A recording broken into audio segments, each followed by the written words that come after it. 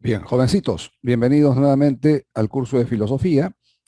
En esta oportunidad vamos a presentar el tema número 18, correspondiente a la ética, esta importante disciplina filosófica sobre la cual han venido muchas preguntas en los exámenes de admisión de San Marcos. Vamos a trabajar los siguientes contenidos. Veremos lo que es el acto moral, el agente moral, los valores éticos fundamentales y por último, las teorías éticas más importantes en su referencia, en su concepción acerca del bien. En primer lugar, debemos recordar que la ética es la disciplina filosófica que se ocupa de la moral, temas y problemas vinculados con la moral. La palabra ética proviene del griego ethos, que se traduce como costumbre, como hábito, como carácter también. Pero la ética se entiende pues como una disciplina, una rama filosófica que va a reflexionar, que va a discutir acerca de los diferentes aspectos y problemas acerca de la moral. Entonces abordamos preguntas como estas. ¿Qué determina la bondad de un acto? ¿Cuál es el fundamento del acto moral? Cuando realizamos acciones morales, y vamos a ver cuándo justamente hay una acción moral, porque no todo acto que vayamos a realizar puede ser catalogado como moral.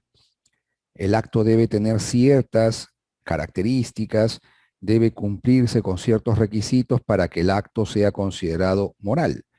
Entonces, cuando realizamos actos morales, se supone que hay un acto bueno, hay un acto correcto, y la pregunta sería, ¿cuándo ese acto lo es? ¿Qué determina que un acto sea bueno, que sea correcto moralmente hablando? ¿En qué se fundamenta la acción moral? Son algunas de las preguntas que han abordado los filósofos a lo largo de la historia. Y más adelante vamos a revisar justamente los planteamientos más relevantes acerca de estos pormenores éticos. Vamos con una lectura donde se hace referencia justamente a los problemas morales. Dice, a diferencia de los problemas prácticos morales, los éticos se caracterizan por su generalidad. Si al individuo concreto se le plantea en la vida real una situación dada, el problema de cómo actuar de manera que su acción pueda ser buena, o sea, valiosa moralmente, tendrá que resolverlo por sí mismo con ayuda de una norma que él reconoce y acepta íntimamente. Será inútil que recurra a la ética con la esperanza de encontrar en ella lo que debe hacer en cada situación concreta. La ética podrá decirle en general lo que es una conducta sujeta a normas o en qué consiste aquello, lo bueno que persigue la conducta moral, dentro de la cual entra la de un individuo concreto o la de todos. El problema de qué hacer en cada situación concreta es un problema práctico moral, no teórico ético. En cambio, definir qué es lo bueno no es un problema moral que corresponda a resolver a un individuo con respecto a cada caso particular, sino un problema general de carácter teórico que toca resolver al investigador de la moral, es decir, al ético. En la lectura podemos encontrar la diferencia entre problemas que se suscitan en la vida humana, problemas que son eminentemente prácticos, problemas cuya resolución atañe exclusivamente al individuo, a la persona, en una situación concreta. En cambio, los problemas éticos, nos dice la lectura, son problemas teóricos, son problemas generales. La ética no va a responder a preguntas específicas, concretas, que los hombres nos hacemos en una determinada situación, en una circunstancia específica, en una circunstancia, digamos así, cotidiana. Por ejemplo, si una persona, vamos a poner el caso, ¿no? Que se aprecia en la imagen, vamos a suponer una señorita quedara embarazada. Entonces, esta señorita podría pensar qué hacer, qué debo hacer en esta circunstancia. Por un lado tengo pues mi proyecto de vida, está la familia, qué sé yo, si ella es, vamos a suponer, una jovencita. ¿Y qué hacer pues ante esta circunstancia? ¿Qué debo hacer? Ese es un problema de qué tipo? ¿Es un problema ético? ¿Es un problema general? ¿Es un problema teórico? Evidentemente no. ¿Qué hacer en esa circunstancia particular, específica? ¿Cómo afrontar este problema, entre comillas? Obviamente no es asunto de la ética. La ética no puede dar una respuesta específica, particular a esa circunstancia. Esta señorita tendrá que responder, resolver ese problema práctico moral. En cambio, Immanuel Kant preguntaba, por ejemplo, ¿qué es lo bueno? ¿Qué podríamos denominar como lo bueno? ¿Qué es aquello que siempre va a resultar bueno? Es totalmente diferente la problemática. El enfoque es totalmente distinto. Cuando Kant se pregunta por lo bueno o qué es lo bueno, qué determina la bondad de una acción, no está viendo una circunstancia en particular, no está tratando de resolver un problema concreto, específico. La pregunta que plantea, ¿qué es lo bueno?, es una pregunta universal, es una pregunta general y es una pregunta pues teórica. Es una pregunta cuya respuesta va a referirse a cualquier circunstancia, a cualquier situación, no a una en específico, a una en particular. Entonces, en la lectura de Sánchez Vázquez sobre la ética, encontramos la diferencia que hay entre problemas prácticos, concretos, morales, y los problemas filosóficos, los problemas éticos. Los problemas éticos son problemas de la filosofía. Corresponden a esta disciplina que acabamos de ver, que es la ética. Y los problemas prácticos morales, digamos que corresponden a la dimensión cotidiana, la dimensión, digamos así, práctica de los seres humanos. Nos enfrentamos a diversos problemas y ante los cuales tenemos que presentar una determinada solución o respuesta. En cambio, en la ética nos enfrentamos a problemas generales, problemas teóricos, se trata de fundamentar el acto moral, se trata de fundamentar la corrección moral de una acción, de resolver preguntas como qué es lo bueno, o por ejemplo, si es que es posible una moral universal, o si toda moral va a ser siempre relativa, toda moral va a ser circunstancial. Preguntas como esas han interesado a la ética. Es importante diferenciar entre normas morales y normas jurídicas, como se les llama. ¿No es cierto? Una cosa es una norma moral, otra cosa es una norma jurídica. Ahora, también hay otro tipo de normas, hay normas institucionales, hay normas deportivas, hay normas religiosas, etcétera. Pero aquí nos corresponde ver la diferencia entre normas morales y normas jurídicas, es decir, la diferencia entre la moral y el derecho. Para ello vamos a leer un texto de Adela Cortina sobre ética justamente. Nos dice que las normas morales connotan un tipo de obligación interna, una autoobligación que uno reconoce en conciencia, es decir, como contenido normativo que alguien se impone a sí mismo, con independencia de cuál sea el origen fáctico de la norma. En cambio, las normas jurídicas solo pueden imponer un tipo de obligación externa. No precisan que el sujeto las acepte de buen grado para que su cumplimiento sea exigible, aunque el funcionamiento estable del Estado aconseja que la mayor parte de las normas jurídicas se acepten voluntariamente. En rigor, una norma jurídica obliga a todo miembro de la sociedad a cumplirla. Las normas morales se presentan ante la conciencia como instancia última de obligación. En esto, como veremos, se asemejan a las normas religiosas. Claro, se puede hacer un paralelo entre normas morales y normas religiosas. Apelan las dos a la propia conciencia del sujeto. Esto significa que el sujeto considera su propia conciencia como tribunal último de apelación ante el cual se tiene que dar cuenta del cumplimiento o incumplimiento de la norma moral. La propia persona, su conciencia, es a la vez quien promulga el mandato moral, el destinatario de dicho mandato y el tribunal ante el que responde. En cambio, los mandatos legales, jurídicos, las leyes, como se les llama, no se manifiestan como instancia última de referencia para la conciencia del sujeto. El ciudadano sabe que tales mandatos son promulgados por los organismos legislativos del Estado, que obligan a todos los miembros de la comunidad política y que en caso de incumplimiento habrá de responder ante los tribunales de justicia.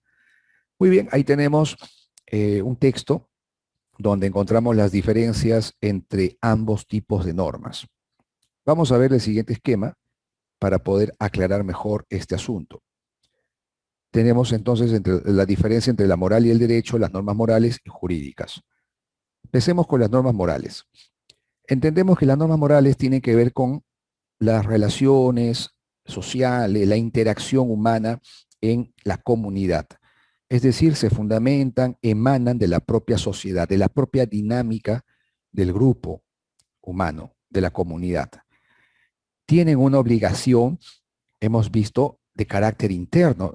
Nos dice la autora que es el propio sujeto quien se impone la norma, quien se exige o se obliga a cumplirla.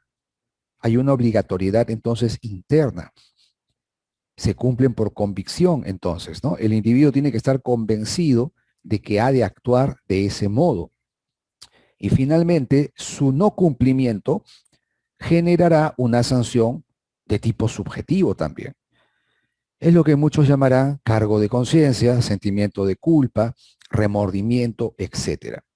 Cuando realizamos un acto moralmente incorrecto, experimentamos un castigo, una sanción, una pena, pero que es de tipo subjetivo.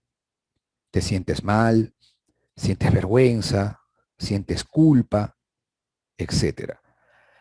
En cambio, las normas jurídicas, las normas legales, se fundamentan, emanan, tienen su base en el Estado, en instancias o instituciones del Estado. La obligación, por lo tanto, no viene de tu propia conciencia, la obligación viene de afuera, ¿no? Es externa la obligatoriedad. Hay un elemento de coerción, es decir, de fuerza. Uno se ve forzado para cumplir dicha acción o para no realizarla. Es el elemento de coerción lo que le da la fuerza, digamos así, lo que le da el peso a esa obligación para cumplir dicha norma. Y no cumplirla, transgredir la norma legal, la norma jurídica, involucra una sanción objetiva. Piense usted en la cárcel, piense usted en multas, etcétera. Pongamos ejemplos. En una relación de pareja, vamos a suponer que usted tiene una enamorada, tiene pues una relación con ella, un compromiso determinado con ella. Serle fiel a la pareja en esa circunstancia especial, están en la condición de enamorados, de pareja, informal, digamos así. Serle fiel a la pareja en esas circunstancias es un asunto totalmente individual, subjetivo, ¿verdad? Le compete a tu propia conciencia. Tú dirás pues que debes respetar a la señorita o al joven, que por ejemplo no sería correcto tener una relación en paralelo, que lo correcto es serle fiel, serle leal a esa persona, que es una cuestión de respeto. Y si no lo cumplieras, vamos a imaginar que salieras con otra persona, tuvieras otra relación íntima con otra persona, probablemente experimentes vergüenza, sentimiento de culpa, remordimiento de conciencia. Y ahí queda, ¿no es cierto? No te vas a ir preso, no te va a caer una multa por haber sido infiel a tu enamorada o enamorado. En cambio, ¿qué ocurriría si ya estás casado o si ya tienes una convivencia por un determinado tiempo? Creo que son 2 años aquí según las leyes peruanas. Cuando hay una convivencia aprobada o cuando estás con mayor razón casado, ¿no? Hay un matrimonio, eso ya es algo formal, ustedes saben. ¿Qué pasaría si, por ejemplo, estás casado y eres infiel a tu pareja, cometes lo que llaman adulterio? De algún modo, pues se da una circunstancia en la que no cumples con tus deberes dentro del matrimonio, entonces ya sabemos lo que puede ocurrir. Te puedes ver involucrado en un juicio, ¿no? Te verías involucrado en un asunto ya legal. Puede ser demandado por tu pareja, puede ella exigir el divorcio, y todo ello es un asunto totalmente legal. Ya no es solamente una cuestión de la conciencia, ya no solamente es cuestión de vergüenza, no solamente es un tema de sentimiento de culpa, no, se verán en este caso las personas involucradas en una cuestión legal, jurídica. Hay leyes muy específicas para estos casos. Entonces, te verías envuelto en un juicio, una demanda, y habría que responder ante las instancias del Estado correspondientes. Ahora, las sanciones que podrías recibir son muchas, ¿no? De no cumplir con ciertos deberes que se te impone, podrías recibir pues una sanción como la cárcel de repente, podrías recibir una pena en la que tienes que resarcir, reparar los daños que habrías causado a tu cónyuge, a tu esposa. Hay una diferencia enorme entonces entre lo moral y lo jurídico. Otro ejemplo sería votar, sufragar. Ustedes saben que el sufragio en el Perú, el acto de votación, es totalmente obligatorio. De no hacerlo, de no acudir a votar, te haces merecedor de una pena, una multa, ustedes saben. En cambio, por ejemplo, ayudar a un amigo que está enfermo, un amigo que te ha pedido ayuda, evidentemente corresponde solamente a una instancia subjetiva, obedece a lo que tu propia conciencia determine. Nadie se va a ir preso por no ayudar a un amigo. No va a haber una multa por no acudir a apoyar a tu compañero. Lo que podría ocurrir allí es que sientas vergüenza, después tengas un sentimiento de culpa frente a esa situación. Y ahí queda, ¿no? Queda aquí adentro. Por eso es subjetiva la sanción. Por eso el cumplimiento de las normas morales es un tema de convicción. La obligación es interna. Y eso es lo que aprendemos en la dinámica social, en la familia, con la comunidad, etcétera. En cambio, votar, ¿no? Pues votar es una obligación que viene del Estado. Tenemos que cumplirla sí o sí. Y si no lo hacemos, nos vemos ante una sanción objetiva. En este caso sería una medida económica, una sanción económica, una multa, ¿no es cierto? Muy bien, ya tenemos entonces las diferencias entre la moral y el derecho. Vamos a continuar ahora con otro aspecto muy importante dentro de lo que es la moral, los valores. La moral se entiende como un sistema de normas y valores que regulan el comportamiento de los hombres en una comunidad, ¿cierto? Entonces hay normas, ya hemos visto cuáles son, y hay también valores. ¿Cuáles son los valores fundamentales? Tenemos la dignidad, la igualdad, la justicia y la solidaridad. Cuando hablamos de dignidad, entendemos por esta al valor que exige tratar al hombre con el máximo respeto. Tratar al hombre siempre como un fin, no como un medio. Entonces la dignidad nos exige el respeto, la consideración máxima y restricta por la persona humana. La igualdad, otro valor fundamental, exige para todos los hombres el mismo respeto, al margen de su raza, religión, credo político, clase social, situación económica o cultural. Esto implica que los actos discriminatorios, los actos de exclusión o marginación, el racismo, el machismo, etcétera, significan pues un atentado, una transgresión a este valor fundamental que es la igualdad. Se supone que los humanos somos lo mismo, ¿no es cierto? A pesar de las diferencias que puede haber, diferencias a nivel psicológico, físico, diferencias en cuanto a ideologías, etcétera, o a opción sexual, por ejemplo, o a nivel cultural, o a posición, estatus económico, se supone que somos humanos ante todo. Y entonces no se debe marginar, no se debe excluir, no se debe discriminar por ninguna razón. La justicia es el valor que exige igual trato en el reparto de los bienes, recompensas, premios o castigos, privaciones o excepciones. La justicia aquí se entiende como justicia distributiva, ¿no es cierto? Esto es lo que llamamos justicia distributiva. Repartir de una manera equitativa, repartir sin hacer distingos, sin dar privilegios, ¿no es cierto?, a los distintos actores del grupo o de la comunidad. Eso es lo que se llama comúnmente justicia distributiva. Reparto de bienes o males, ¿no?, premios o castigos, recompensas o privaciones de una manera equitativa. sin hacer distingos, sin dar privilegios de ningún tipo.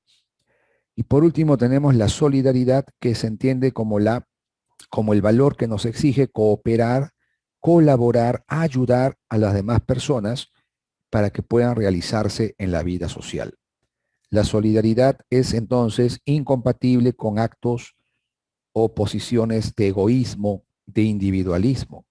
La solidaridad nos exige, nos demanda un compromiso para con los otros, una ayuda, un apoyo ante situaciones diversas que otras personas puedan estar atravesando. Muy bien, vamos ahora a revisar el acto moral. Una persona moral, un sujeto moral debe tener conciencia, libertad y responsabilidad moral. De eso se trata, no son los requisitos para que el acto sea moral. Estas son las características, los elementos que vamos a encontrar en un acto moral. Entendemos que la conciencia consiste en la facultad para discernir, para distinguir lo que es bueno y lo que es malo. Una persona es consciente cuando sabe que lo que hace es bueno o es malo. La libertad se entiende como la decisión autónoma frente al acto. Es decir, el hombre hace algo por sí mismo, por su propia voluntad. No es forzado, no es obligado, ¿no es cierto?, externamente, sino que es su propia conciencia la que lo empuja, la que lo lleva a decidir por una u otra opción. Es una decisión autónoma, ¿no? Esta es la definición más general. Hay muchas concepciones acerca de la libertad. Es más, la libertad misma es un problema filosófico. Hay quienes consideran que no existe la libertad, que todos nuestros actos están predeterminados, que hay fuerzas, hay causas que producen nuestra acción y que por lo tanto la libertad sería una ficción. Existen esas posturas que niegan la libertad en el hombre. Hay otros que piensan que sí tenemos dicha facultad y eso nos permite pues decidirnos por una u otra opción. ¿Hago o no hago esto? Depende de mí. La responsabilidad consiste en el hecho de asumir las consecuencias del acto. Esa capacidad para yo afrontar los efectos, los resultados que traigan mis acciones. Entonces son los requisitos, las facultades imprescindibles para que un acto sea moral.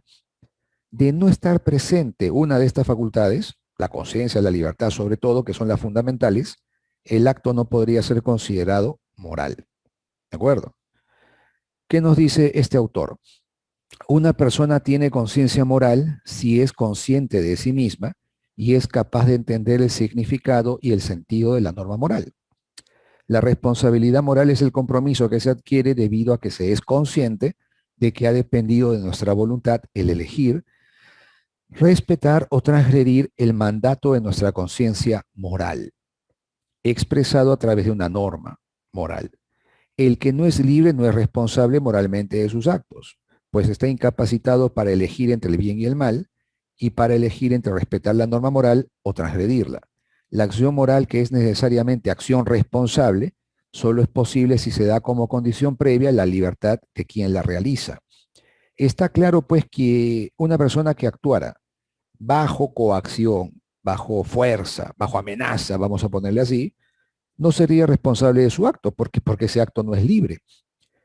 Es decir, un requisito para que el acto sea responsable, para que haya responsabilidad ante la acción, es que dicha acción se haya realizado libremente, que haya sido el sujeto quien haya decidido por sí mismo. Y al mismo tiempo, para que una decisión sea libre, es decir, yo autónomamente, yo por mí mismo, por propia voluntad, elijo esta o esta acción, entonces yo tengo que ser consciente. Yo tengo que saber, debo entender qué significa lo que estoy haciendo, qué es, si es bueno o es malo, qué sentido moral tiene. Esto nos lleva a reflexionar, por ejemplo, sobre si todo acto es moral. ¿Todo acto será moral entonces? No. Hay actos que no tienen estos elementos. Por ejemplo, pensemos en los niños, en infantes. Las acciones de los infantes no tienen conciencia, no tienen ese elemento de libertad ni de responsabilidad. Piense usted en un demente, en un orate, en un enfermo mental o como se le llame. Tampoco tendría conciencia tampoco libertad, tampoco responsabilidad. No serían actos morales, ¿no es cierto? Eso es lo que vamos a ver aquí. No todos los seres humanos son personas morales. Así los niños, por su inmadurez, no son todavía capaces de comprender el significado y el sentido de las normas morales. También existen quienes, por sus deficiencias mentales, se encuentran en esa situación. En estos casos se trata de seres humanos, pero no de personas morales. Sus actos no serían actos morales. No se puede juzgar moralmente la acción de un niño. No se puede juzgar moralmente la acción de un demente, de una persona que padezca de alguna enfermedad mental. ¿Por qué? Porque no son conscientes, porque no son actos libres. ¿Se dan cuenta? Se les llama a estos sujetos amorales. Esa es la palabra que se utiliza. No son sujetos morales, sino amorales. El prefijo privativo a, amoral. Un infante o un demente son amorales. Muy bien. Vamos a revisar preguntas de examen de admisión para reforzar estos contenidos. El acto moral, la persona moral, los valores éticos. Dice esta pregunta, una persona moral es aquella que posee discernimiento acerca de lo que es correcto y de lo que no, y que tiene voluntad libre para tomar decisiones responsables. Por estas razones, persona es un concepto que, a ver, ¿qué es persona moral? Se puede aplicar a todo ser humano, incluso a neonatos, a recién nacidos. Nada que ver. Un infante, un neonato, mucho menos van a tener conciencia, libertad, obvio, ¿no? Se excluye esa alternativa. Tiene sentido cuando un individuo está obligado a cumplir un deber, obligado, forzado, se supone que tiene que haber libertad, tiene que haber una voluntad propia, una autonomía, una ausencia de fuerza o coacción. Es decir, yo realizo la acción porque yo considero que es lo que tengo que hacer y yo decido hacerlo. No es la B entonces. Se ajusta solo a aquel que tiene una conducta moral intachable, tampoco es correcto. La persona moral es la que tiene conciencia y libertad, pero podría actuar mal. Es decir, yo podría tener una conducta moralmente inadecuada. Es decir, la persona moral puede realizar actos buenos, actos malos, puede mostrar un comportamiento moralmente correcto o moralmente incorrecto. No solamente se aplica a quienes actúan bien, hay la posibilidad de que también actúes mal. La persona moral puede actuar bien, puede actuar mal, puede tener una conducta moral correcta o incorrecta. Admite la discriminación entre seres humanos racionales e irracionales. El concepto de persona moral, como hemos visto, agente moral, sujeto moral, se refiere a quien tiene conciencia de sí mismo. Y habría que agregar, actúa libremente. Esa sería la clave, ¿no es cierto? La D. Esta es una pregunta de San Marcos. Como ven, toca el tema que hemos trabajado. Otra pregunta de San Marcos. Es el valor que reconoce nuestra capacidad para decidir por cuenta propia, dependiendo cada elección de, siempre que no estemos sometidos a ningún tipo de coacción, lo que acabamos de decir. Es una facultad que tiene el individuo y a la vez es un valor ético, social, ¿no? Yo debo actuar en base a mi propia decisión. No tiene que haber una coacción de por medio, ¿no? Detrás de mis actos no debe haber un elemento de fuerza, una obligación exterior, sino que yo mismo debo decidir. Debo tener lo que llaman autonomía. Eso es lo que llamamos libertad, ¿no es cierto? La libertad es el valor que reconoce nuestra capacidad para decidir por cuenta propia, dependiendo cada elección de nuestra propia voluntad. La clave ahí sería la D. Muy bien. Otra pregunta. Huaycos mantienen en zozobra pobladores de Chaclacayo y Chosica. Miren, esta es una pregunta interesante, ¿no? Una pregunta de eco. Te ponen una noticia, te ponen un caso real, todos hemos sido testigos, algunos presenciales, de estos desastres naturales y a la vez desastres sociales, porque todo esto es un tema para reflexionar. No se trata simplemente pues de un tema de la naturaleza, sino también de un tema humano, social, político, económico. Es todo, digamos así, fenómeno complejo, ¿no? Se puede abordar desde diferentes ángulos, pero dejando de lado eso, vamos a la pregunta: ¿qué valor ético se da cuando un grupo de ciudadanos ayudan a los afectados? Esa es la pregunta.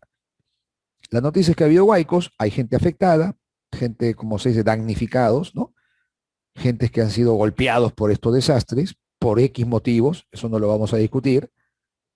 Aquí la pregunta sería, si los ayudamos, si organizamos una colecta, si organizamos a la gente para que lleven ayuda a estos afectados, sería que el cumplimiento de qué valor.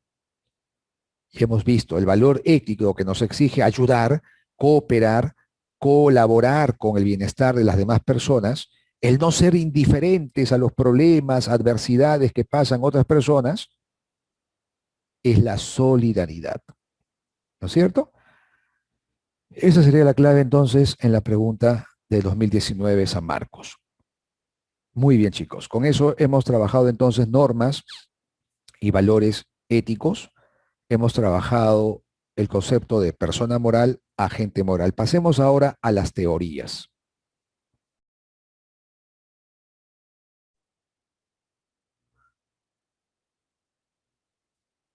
Bien, vamos a continuar entonces con lo que es el problema del bien. Vamos a revisar las teorías éticas más importantes.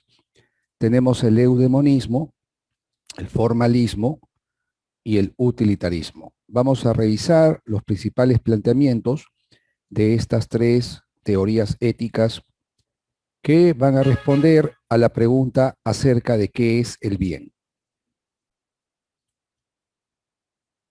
Bien, en primer lugar, el eudemonismo. El eudemonismo plantea que lo bueno es la felicidad. La palabra eudemonismo viene de eudaimonía, que en griego quiere decir felicidad. Es una propuesta de Aristóteles, por ejemplo. El formalismo, planteado por Kant, plantea que lo bueno, el acto bueno, está determinado por la buena voluntad. Lo único que es bueno en sí mismo, por sí mismo, sería la buena voluntad. Y el utilitarismo define lo bueno como lo útil, lo define en términos de utilidad, beneficio, bienestar. Es una ética planteada por John Stuart Mill. Ahora vamos a revisar cada una de estas teorías por separado.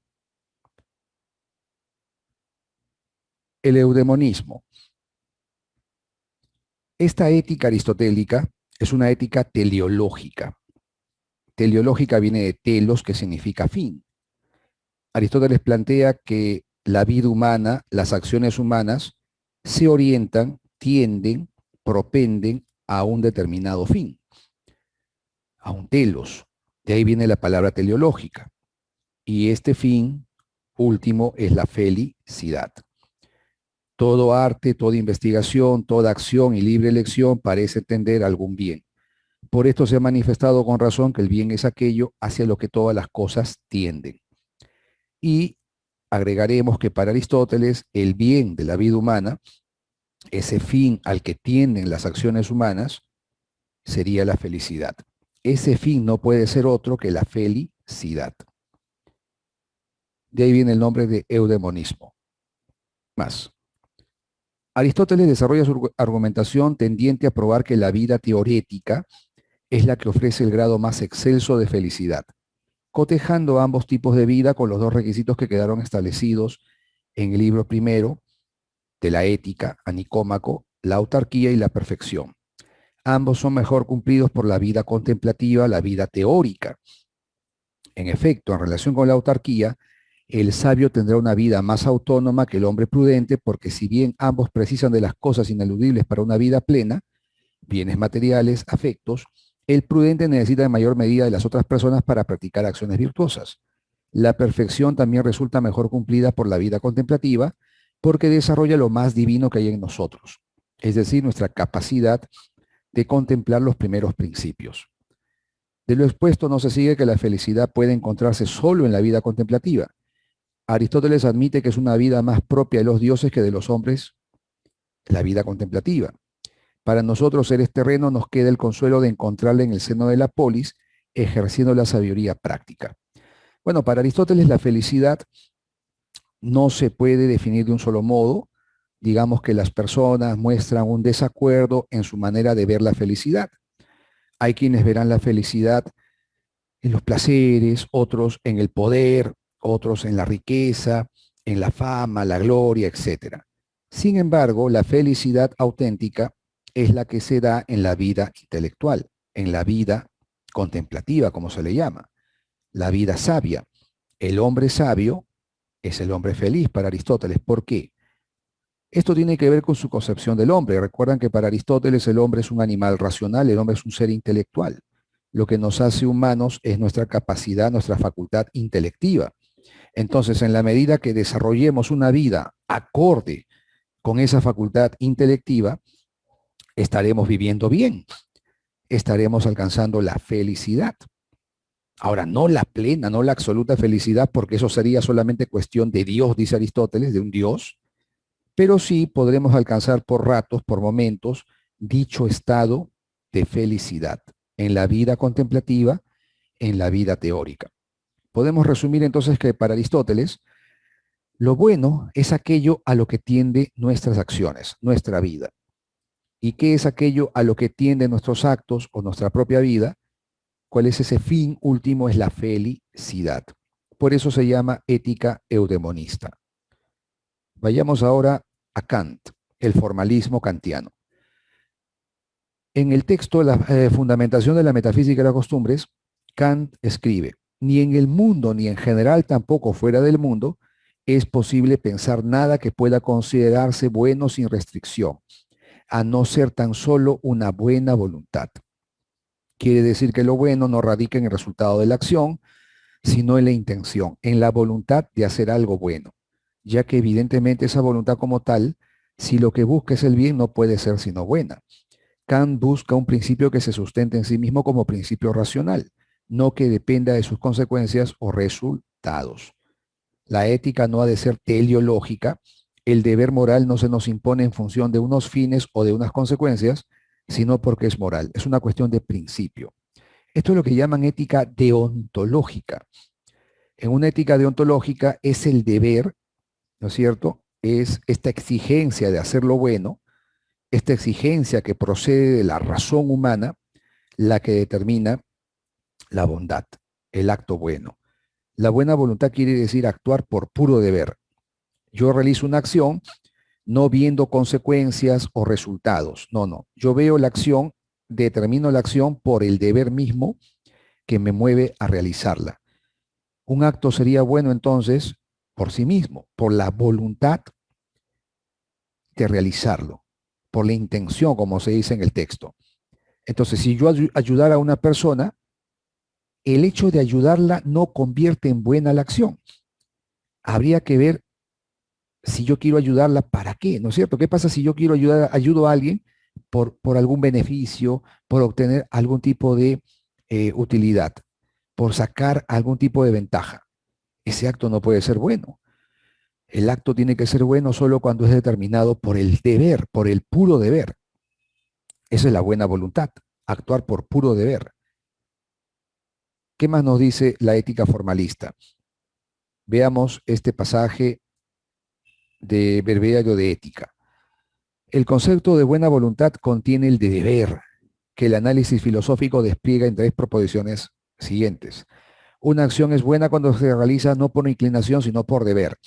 Una acción hecha por deber tiene su valor moral no en el propósito que por medio de ella se quiere alcanzar, o sea, la consecuencia, el efecto, sino en la máxima por la cual ha sido resuelta. El deber es la necesidad de la acción por respeto a la ley moral, que viene de aquí, de la razón pura.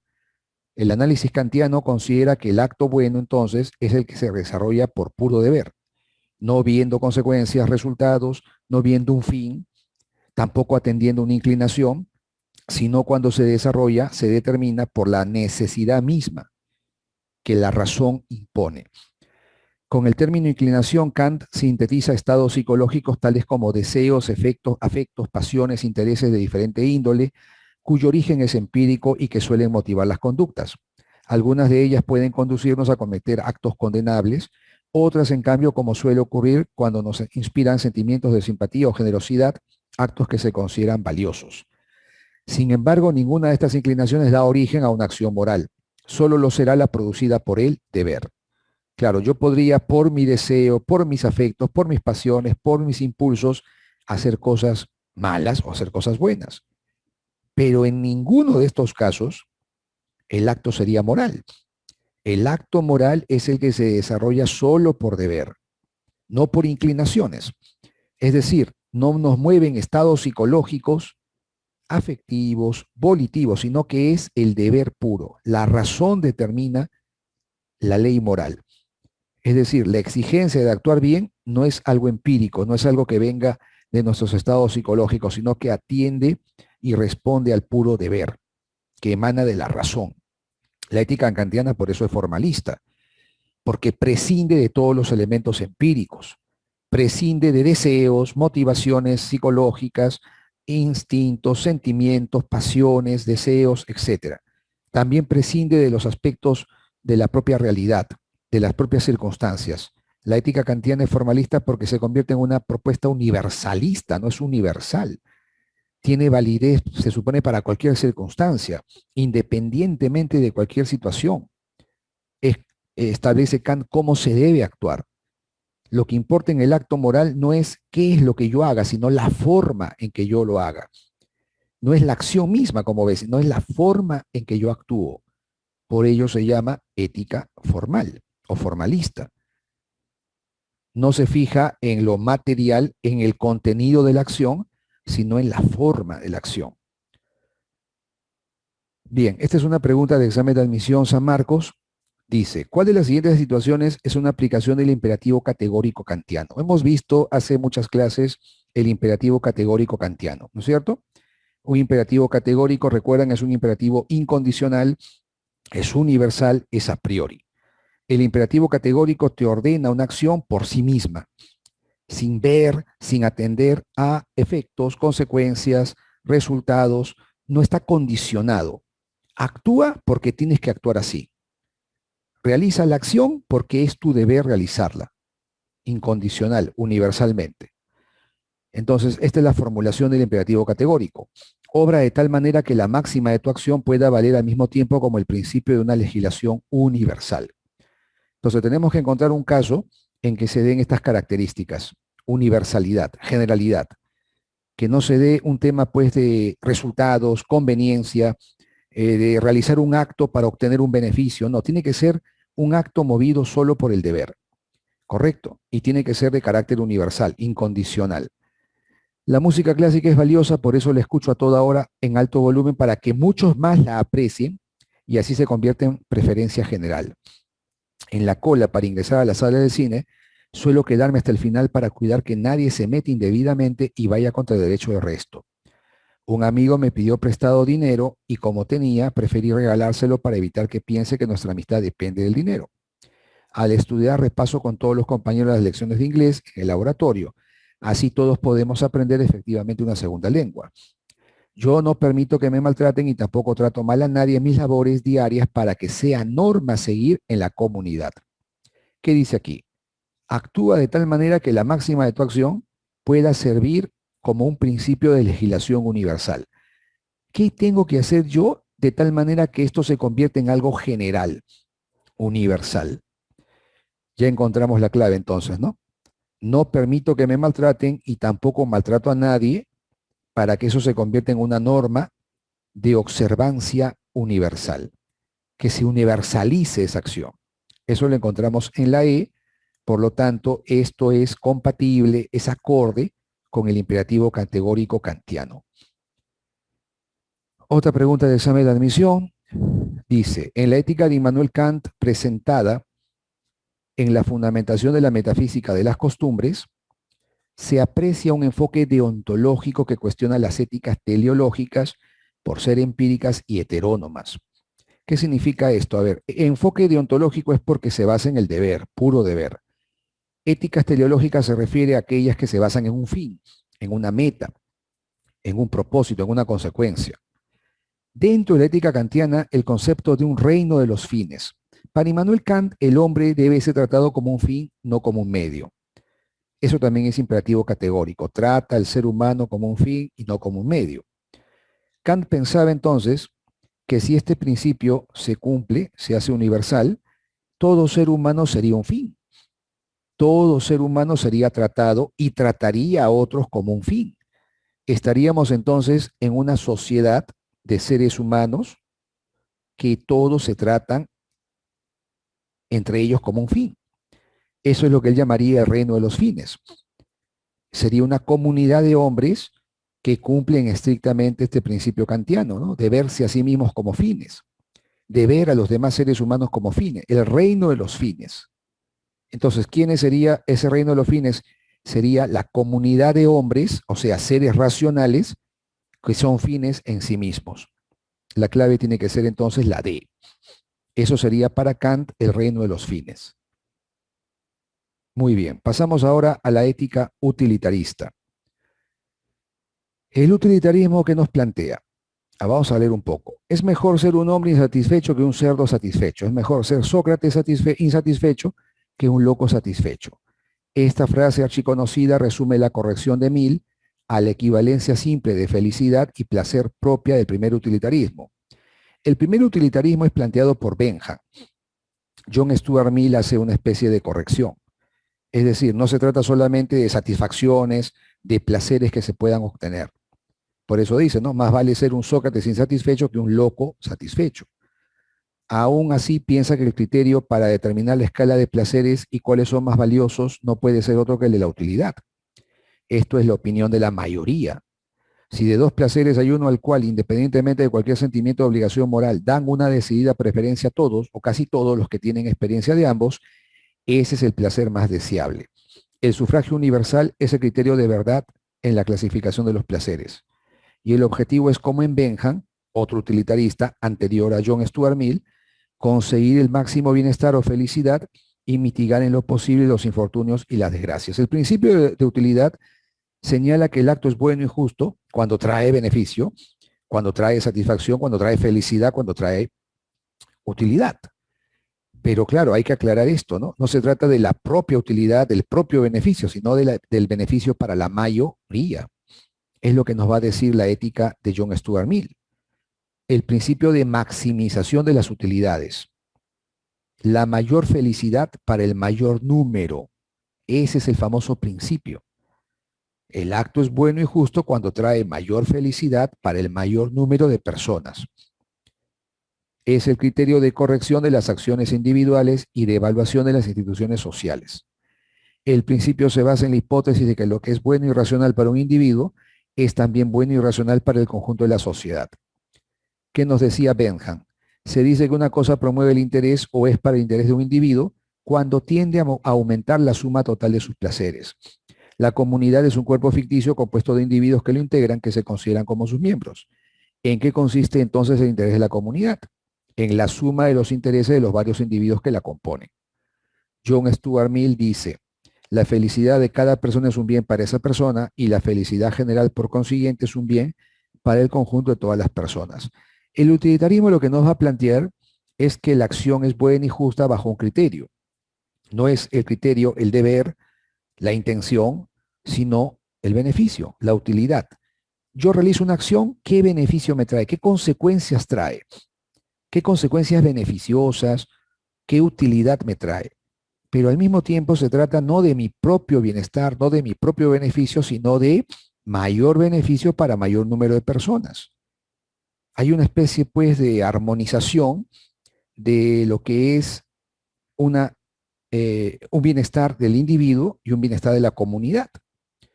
Se trata de ajustar el beneficio del individuo con el beneficio de toda la comunidad o del mayor número. Si todos actuamos bajo nuestro propio criterio, buscando nuestro propio beneficio, no se lograría una suma de beneficios individuales. Me explico, un individuo podría encontrar su propio beneficio, pero perjudicaría a otros individuos. Ese es el problema. ¿Cómo ajustamos la situación entonces? ¿Cómo ajustamos un criterio Simple. Tenemos que buscar el acto, realizar el acto que traiga mayor beneficio para mayor número de personas. Si actuamos bajo ese criterio, estaríamos actuando bien y justamente. Pregunte San Marcos.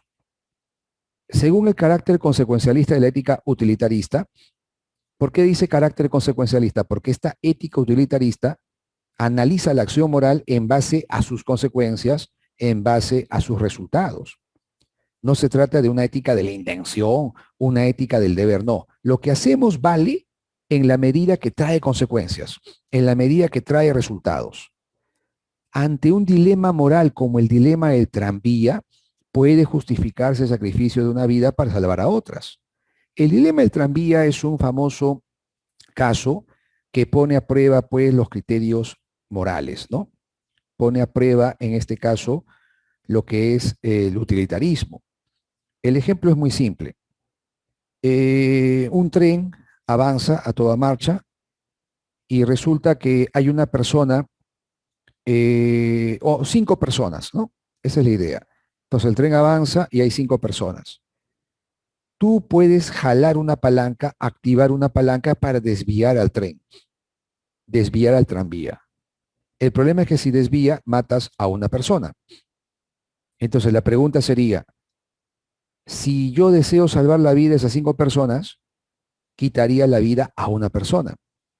Si razonamos de manera utilitarista, diríamos que la vida de 5 vale más que la vida de uno. Ahí está el problema. Ahí estaría el problema. O sea, yo salvaría la vida de unos, pero sacrificaría la vida de otra persona. Según el utilitarismo, se justificaría, de hecho, porque si estamos hablando de mayor beneficio para mayor número, evidentemente 5 personas vale más que una persona.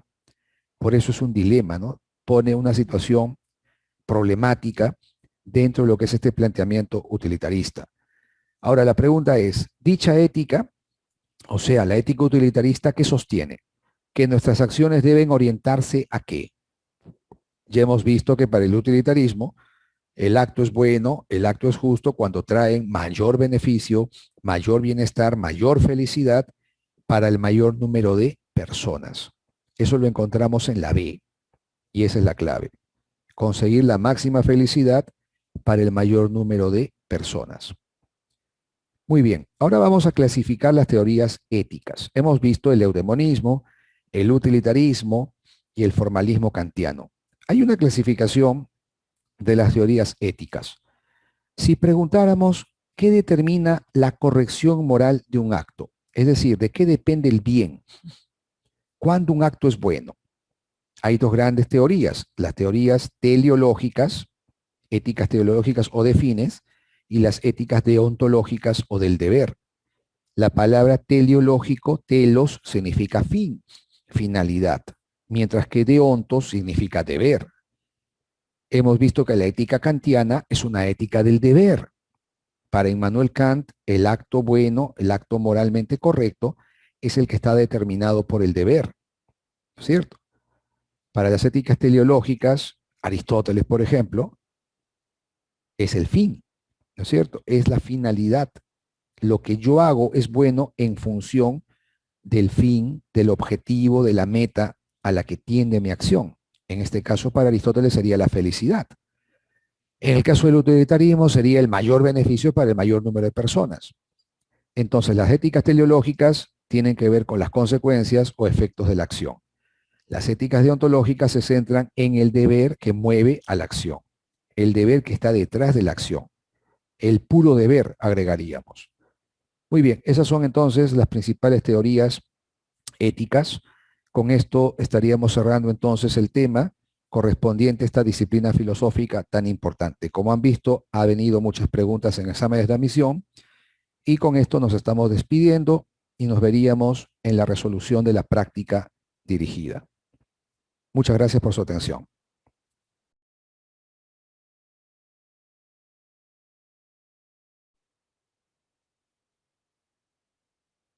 Jovencitos, bienvenidos otra vez al curso de filosofía, ahora en la resolución de la práctica dirigida.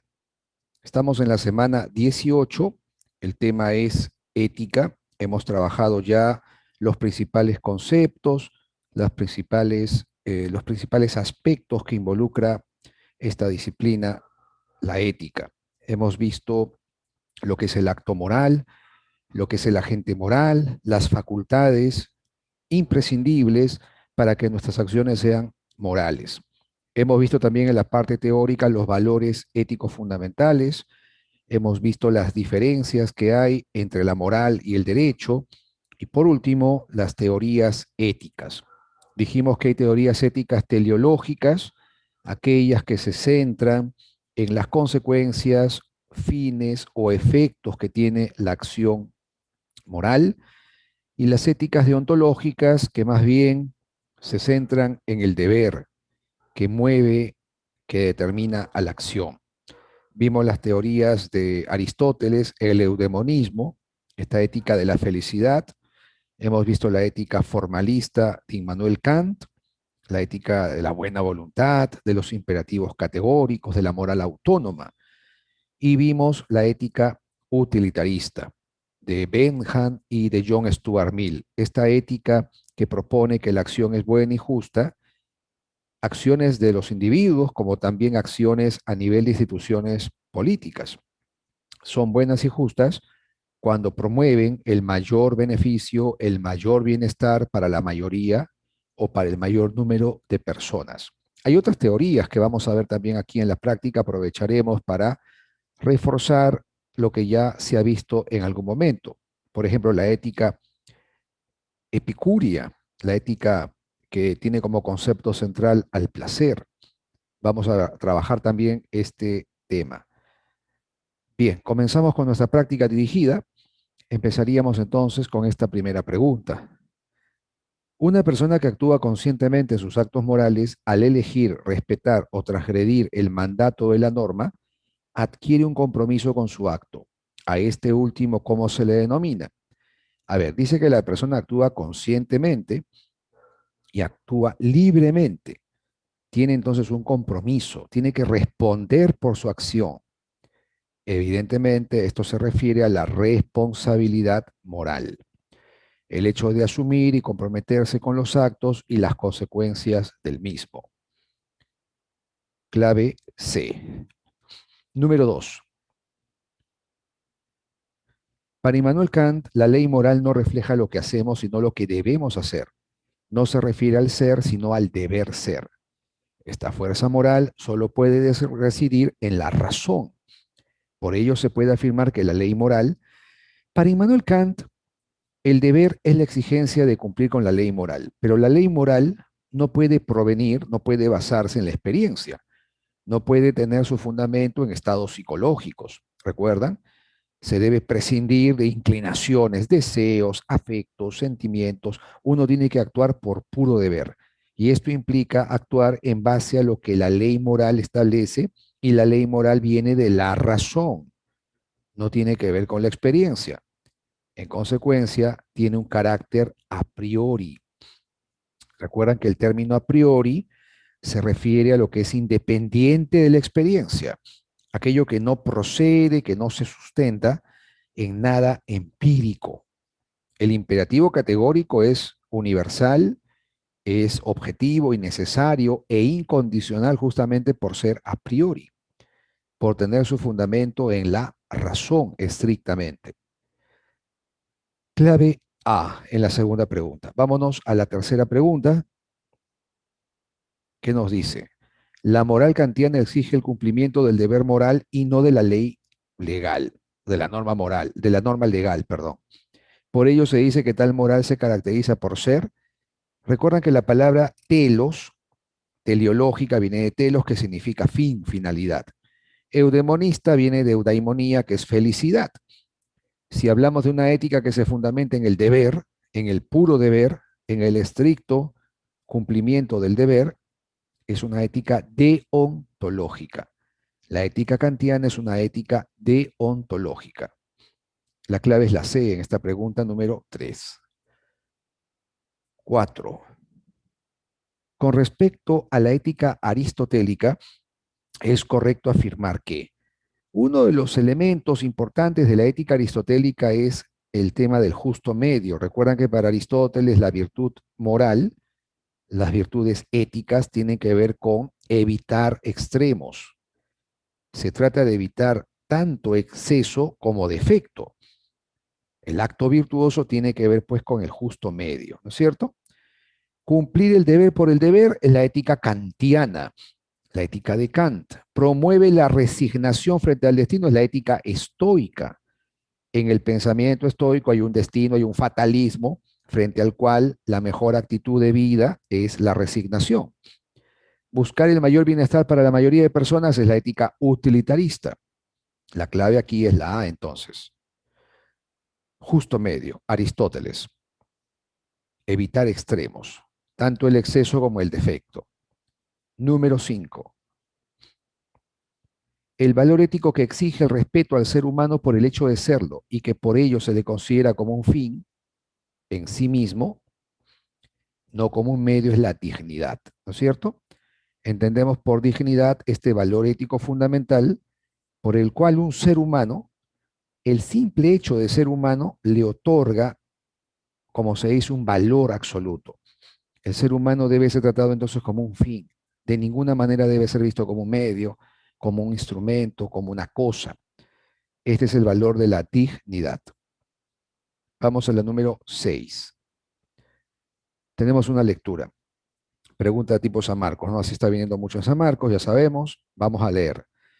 Entendemos por principio de utilidad aquel que aprueba o desaprueba cualquier acción, de acuerdo a la cual se puede aumentar o disminuir la felicidad. Ojo con esto.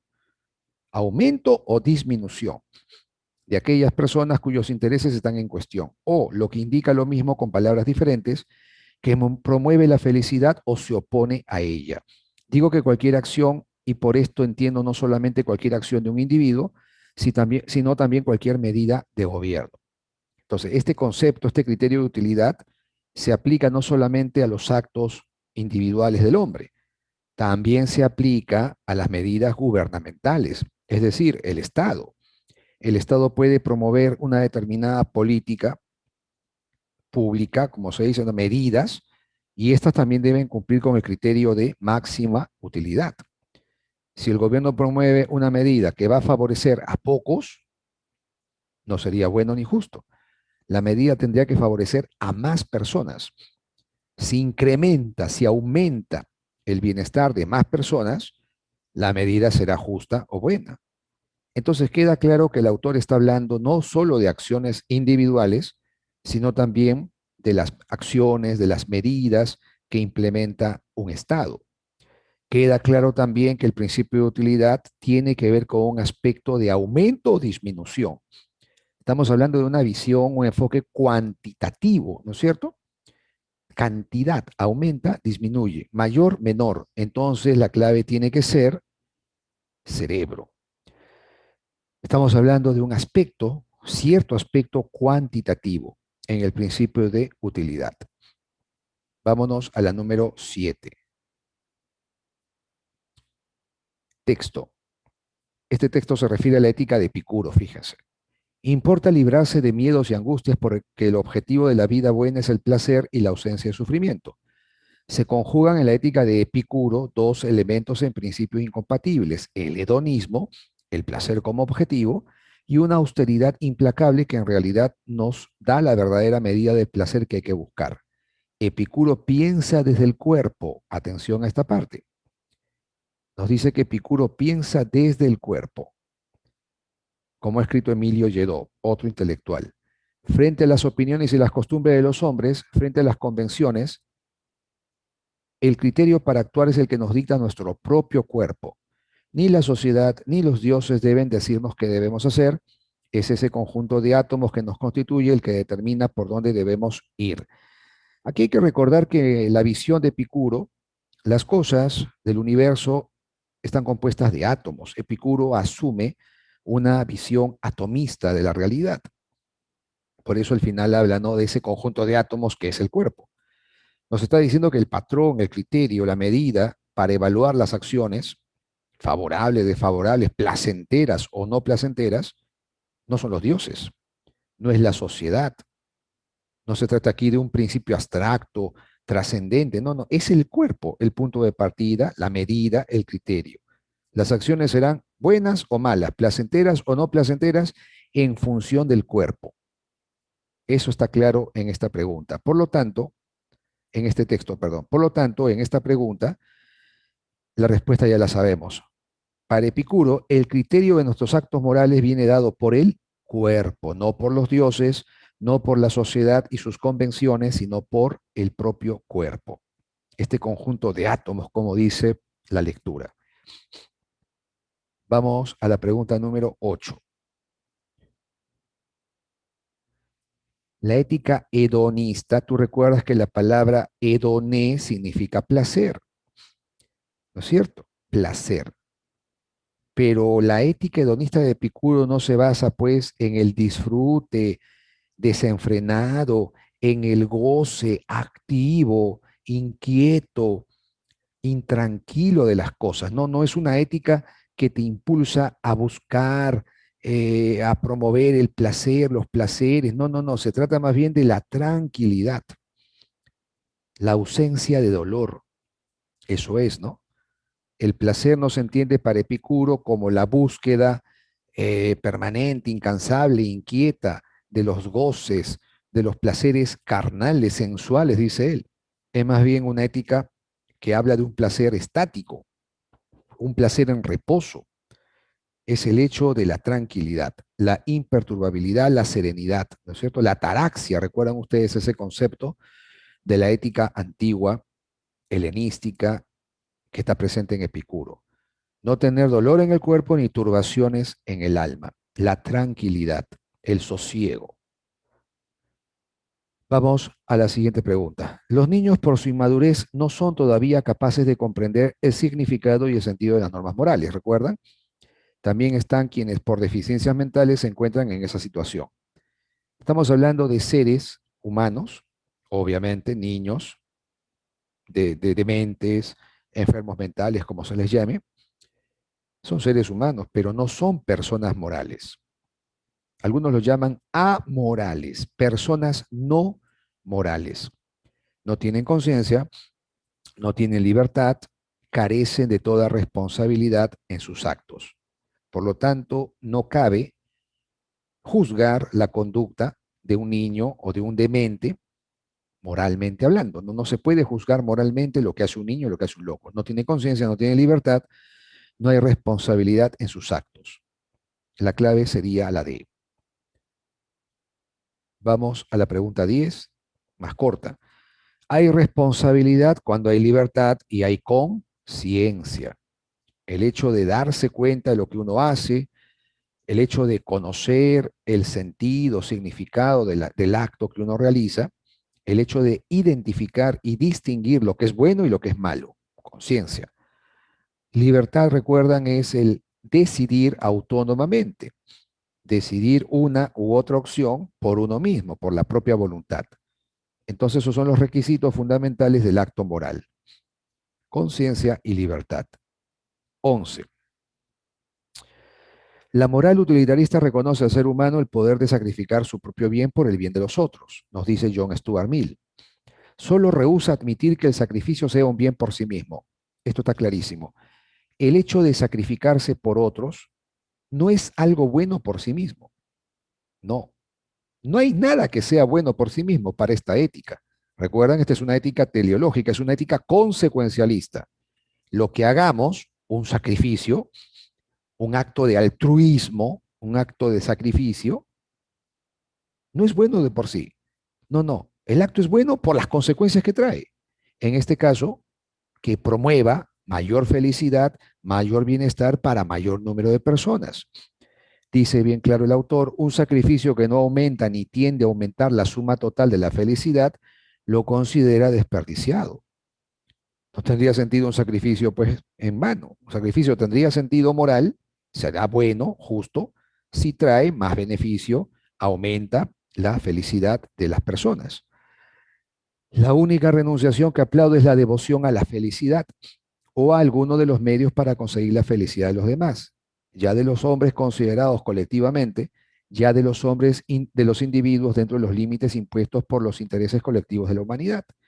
Debo advertir una vez más que los detractores del utilitarismo no le hacen justicia de reconocer que la felicidad en que se cifra la concepción utilitarista de una conducta justa no es la propia felicidad del que obra, sino la de todos. Está clarísimo. John Stuart Mill está diciéndonos que critican al utilitarismo indebidamente. El utilitarismo no está proponiendo la propia felicidad, es decir, que yo actúe buscando mi propio beneficio, no. Se trata de promover el beneficio de los demás, de la mayor cantidad de personas. Entonces, se trata, como decíamos en la parte teórica, de conjugar, de armonizar el beneficio, el interés personal con el colectivo. Es decir, yo me debo preocupar en promover mi felicidad, pero no solo la mía, sino también la de los demás. El utilitarismo exige a cada uno que entre su propia felicidad y la de los demás sea un espectador tan estrictamente imparcial como desinteresado y benevolente. Yo debo promover entonces la felicidad general. Vamos a la pregunta.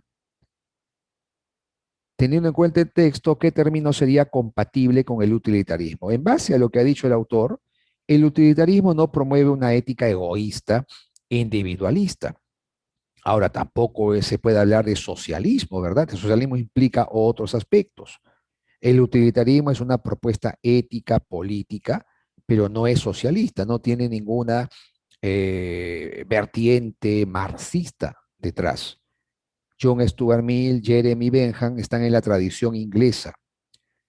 El utilitarismo propone que el acto es bueno y justo cuando trae mayor beneficio para más personas. Punto. Ese es el criterio ético-político. Y se ha dicho que esta ética utilitarista es, por lo tanto, una ética del altruismo.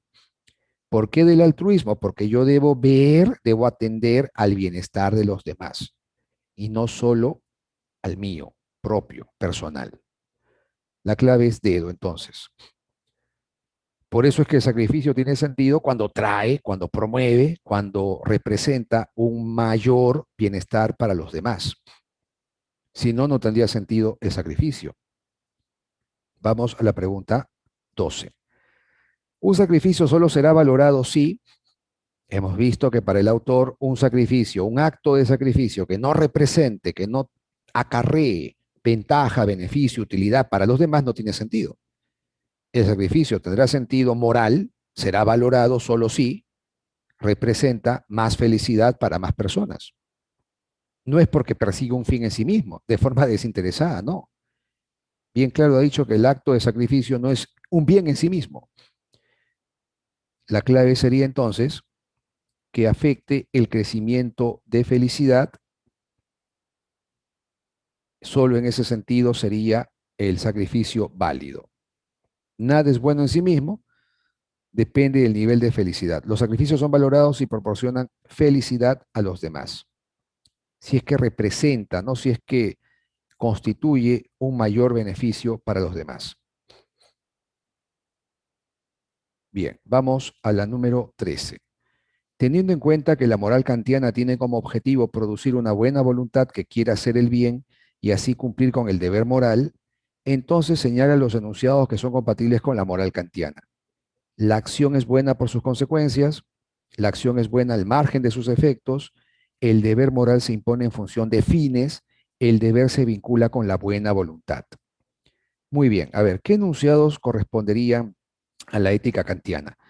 Recordemos que la ética kantiana es una ética formalista, es una ética deontológica. Un acto es bueno por el deber mismo. Una acción es buena determinada solo por el deber, no por los fines, no por las consecuencias. No es buena por el efecto, el resultado que traiga la acción, sino que es buena en sí misma, por el puro deber determinada. Entonces, la acción es buena por su consecuencia, sería falso. La acción es buena al margen de sus efectos, eso sí es correcto, ¿no? Al margen de efectos, consecuencias o fines, el acto va a ser bueno, siempre que se cumpla por buena voluntad, por puro deber. El deber moral se impone en función de fines, no es teleológica, no es una ética de fines, es una ética del deber. Y el deber se vincula con la buena voluntad. Por lo tanto, la clave tiene que ser 2 y 4. Muy bien, vamos a la última pregunta. ¿Qué nos dice la última pregunta? Relacionemos. Aquí hay que relacionar simplemente la tesis con el autor. Ya hemos visto esto, así que no hay mayor dificultad en presentar la respuesta. Lo bueno es lo que trae mayor beneficio para la mayoría es utilitarismo. Lo plantea John Stuart Mill. Lo único bueno en sí mismo es la buena voluntad, es la tesis kantiana. El bien es aquello a lo que se tiende, el fin, o sea, la felicidad, es aristotélica. Y la tranquilidad del alma, el estado placentero, la taraxia, lo plantea Epicuro. Entonces, si revisamos, sería 1 con C, correcto. 2 iría con D. 3 iría con A, Aristóteles, y 4 con B. Es correcto, la clave en este caso es la A. Muy bien, chicos, con eso entonces hemos culminado nuestra práctica dirigida que corresponde al tema de la ética. Han podido ver ustedes que muchas preguntas de exámenes de admisión han abordado estos problemas de la ética. Ha venido preguntas sobre ética kantiana, la ética aristotélica, la ética utilitarista.